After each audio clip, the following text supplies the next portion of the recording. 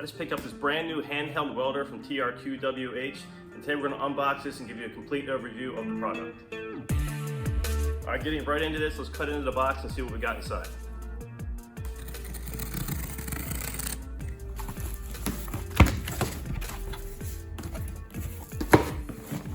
First impressions, it comes with this really nice fabric with a zipper carrying case. These machines can be purchased in both 110 volt or 220 volts, depending on your application and use.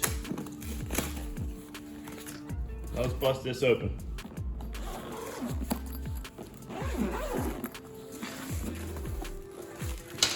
All right, inside the carrying case, you have the welder unit itself, which is attached with its 110 plug-in lead, as well as a ground cable.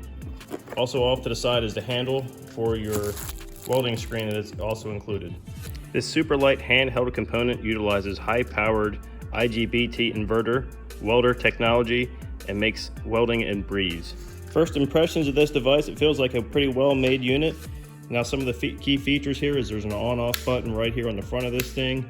It also kind of resembles a battery pack to one of your standard battery power operated drills. There is a quick release right here for your filler rod, which makes that quick and easy. And you have an amperage adjustment and an overheating indicator on the top. This unit has an on-off switch for the power setting and has a power setting of 1 all the way through 5.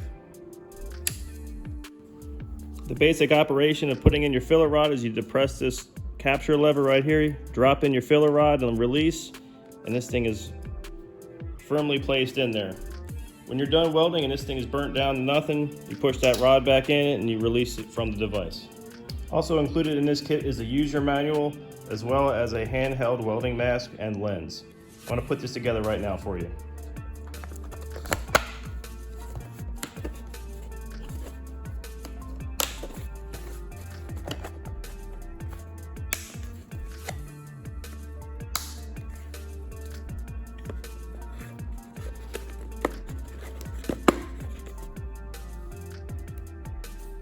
So there you have it. That pretty much sums up everything that's included with this kit.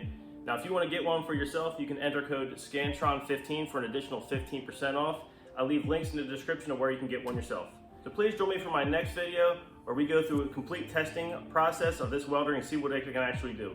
I'll leave a link up top as well as a thumbnail afterwards. Thanks for watching.